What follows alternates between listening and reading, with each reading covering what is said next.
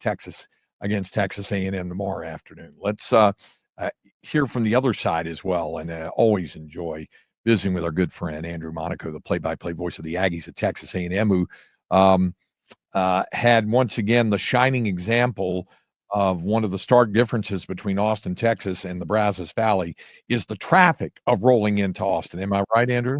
It's the absolute truth, Craig. How are you, my friend? Thank you for having me. Oh yeah, yeah. It's I'm glad you're still able to visit with us because that could be a harrowing experience. You know, that drive over 21 and 290. You know, once you get on into town, they can be. Yeah, and then you get on 35 and you can see where you want to be. I right there. That's where we want to be, and it just takes a little bit longer. Yeah, you're right. 6 wasn't nearly as crowded. 21 it was clear sailing. 7 clear sailing, and then 35. But I do it from the lower end for so many years in San Antonio. If you want to get someplace fast, don't take 35. That's for Yeah, sure. there you go. There you go. That's sage advice. I wanted to visit with you, not only to preview this matchup, and it's a unique thing, as I mentioned to Rodney Terry last night, because mathematically, neither side has reached the midway mark of the conference season yet. Here it is, the second game between the two teams already.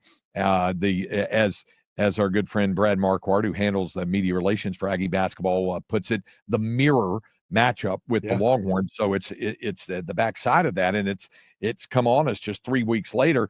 But before we even get into talking about that, I got to get you to take us through what was going through your mind in the final 2 minutes and 1 minute of the game in Oxford, where I mean, I sat at home, I was spellbound as many were watching how the Aggies scrambled back to win that game. Yeah, Craig, I didn't think there was a way. I thought they were just going to run out of time. The old Bobby Lane line, right? We didn't lose. We ran out of time. And you're just thinking back to, like, what's the running joke with coaches? What's the most important possession in a one possession game? Any of them, right? No matter what sport you're playing. And you're thinking of whether it was a missed free throw or this opportunity or an unpredictable shot. But then you saw down the end, Craig, I thought, in a way, Ole Miss got out of their identity and out of their style a little bit, where they were playing so well for the first 36 minutes. And then they go to a different style where the Aggies just continue to do. There's no panic on that sideline. There's no panic on the court, as long as they kept giving them the chance.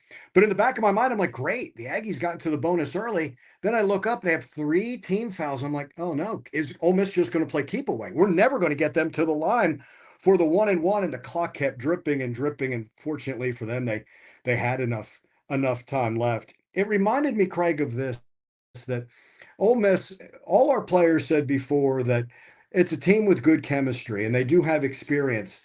Maybe the problem with Ole Miss, though, was when things were going wrong, Craig, I'm not sure they played with that chemistry. I thought they were hunting shots, and I thought late in shot clocks, they had the ball in players who the Aggies wanted to have the ball in their hands. It wasn't the scorers. And there were some scorers who weren't touching the ball. So, yes, they had that experience, but maybe not a ton of experience together this year. They've got 7,000 point scores, and it's really a good team. Please don't get me wrong. And the Aggies are lucky to win that. I said it, they stole one there. But sometimes it matters. Can you be forged through some fire? That the Aggies kind of went through this at Oklahoma earlier, that they've had games like this that they've lost earlier. They had a little more experience in there, knew not to panic. But my thought was, honestly, Craig, boy, there's just not going to be enough time in this game when 40 minutes come out. It would be a valiant comeback, but they may come just short, but they found a way to win. Wow. And one of the ways, obviously, at the tail end was Manny Obaseki hitting the three there. Here's a guy who averages 7 points a game. But watching him play, and I might add, watching how he played against Texas the first time, he's one of, I'm sure, a roster full of them there for the Aggies, but a guy who plays fearlessly. Yeah, he really does. We jokingly call him March Manny. When he plays like that, that's March Manny, because that's what he did at the end of the end of the conference season, and then into the SEC tournament and the postseason. Some of his best games when he is playing measured, Craig, he's dangerous. When he's out of control and forcing going downhill, he's a turnover waiting to happen. And I hate saying that about him.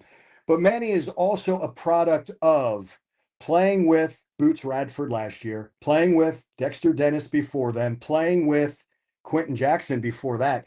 He's learned. And to me, those are the legacies of those players, is players like Manny. And then you hope some of the younger players rub off on Manny. He's really adapted his game. Same thing. Like this is what impressed me most. One, he ran to his spot so he could get that pass from Zurich Phelps, but there was no celebration. He knew I have to get back on defense. And some players get caught up in the moment.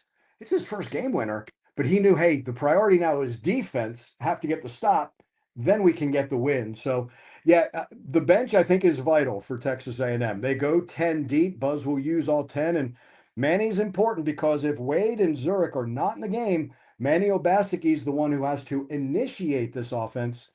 And Craig, I think anytime that you have to run the show a little bit, I think that helps you off the ball because I think you have more of an understanding of the offense. So when last we left you, Andrew, you were just starting to answer the question when he lost you when we were talking about Wade Taylor the fourth and what he means to that Aggie ball club, even when he's not 100%. Yeah, he becomes a coach. I just want to say there's an Aggie joke in here somewhere, isn't there? About not being able to. I wasn't going there. I wasn't going there. So I will, Craig.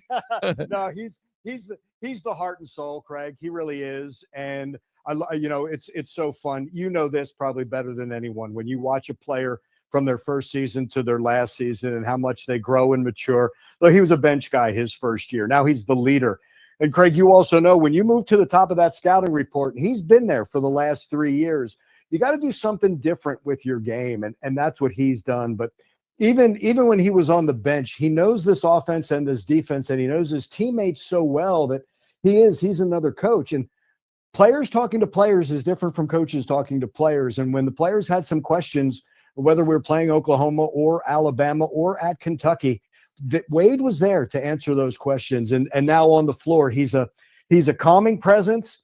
At home, he can lift the 12th man out of their seats. And on the road, I love something my partner, Dr. John Thornton, says.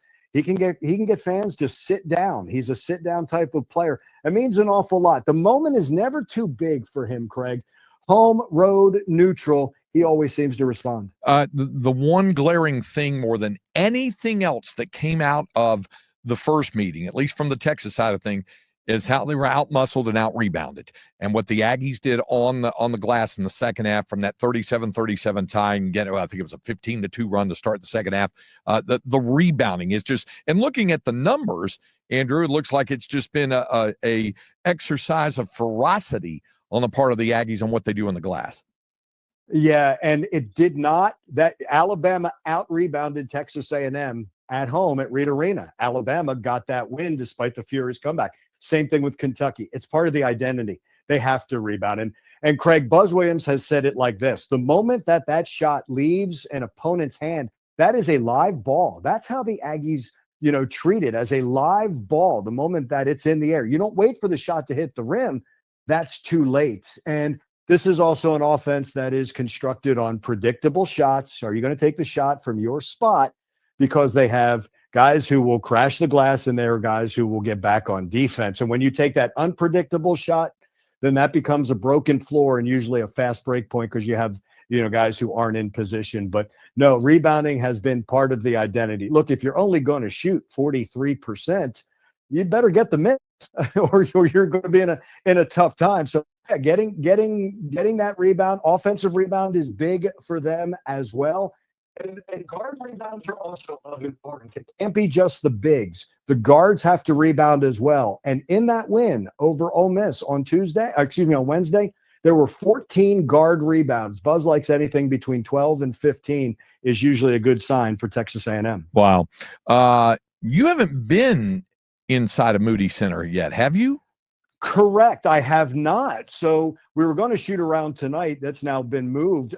Tomorrow will be my first time in this gorgeous new facility. Yes. My family has been here for concerts. Okay. I'm the last one to come over here. Okay. Yeah. Which concerts, Andrew? That's an important question to me and Craig. It was my daughter, so it was Harry Styles. Oh, well, there you go. Sark always tells the story about how he's looking outside of his window and seeing the line wrapped around the building for Harry Styles, and that was at 5:30 in the morning. to get tickets on that. morning. Yeah, at Just 5:30. amazing. Yeah, you're gonna Just like them. amazing. Well, it's fortunately or unfortunately, whether you're a fan of WWE, SmackDown takes precedent tonight. Apparently, at Moody. We'll look forward to seeing you over in the building tomorrow. I look forward to seeing you as always, and I really appreciate you taking the time to join us today. Craig, thank you. Hey, can I congratulate your partner, Sportscaster of the Year? Well deserved. You know it's well deserved when your peers are thankful. Congratulations to Roger. No doubt about it. He's richly deserving of the honor. You're exactly right. Hey, thanks, Andrew. I look forward to seeing you tomorrow. Same to you. Thank you, Craig. You bet. That's Andrew Monaco, play-by-play voice